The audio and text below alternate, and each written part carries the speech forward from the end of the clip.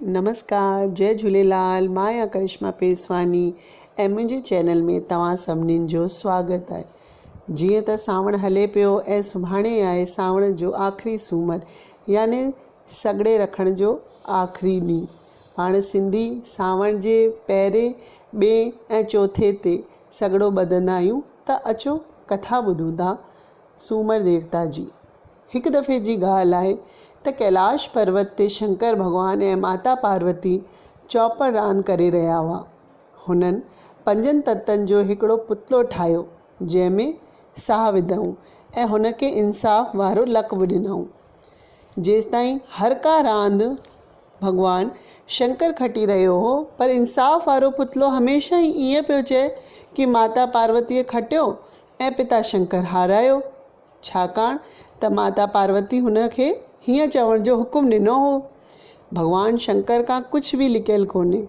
जंहिं करे हुननि दृष्टि फेरी त सॼो ज्ञान आहिनि ऐं हुन बालक चई ॾिनई, पिता हमेशह ई खटियो पिए ऐं माता हमेशह ई पिए हारायो।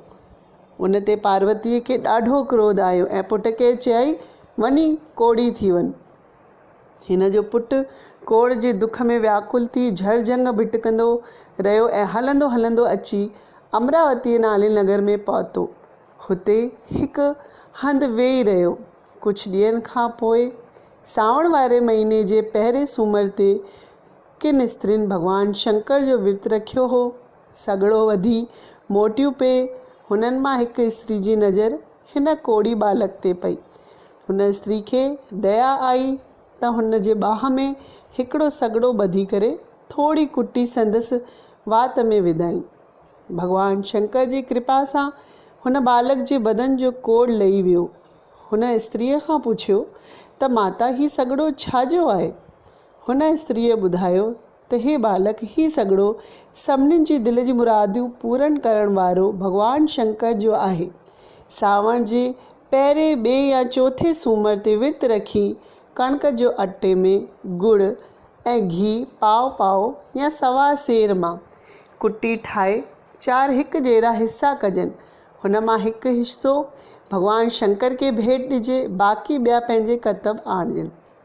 कुंवारी कन्या खां हैड रंगे जे कचे सुट जी तंदियूं वटाइजनि।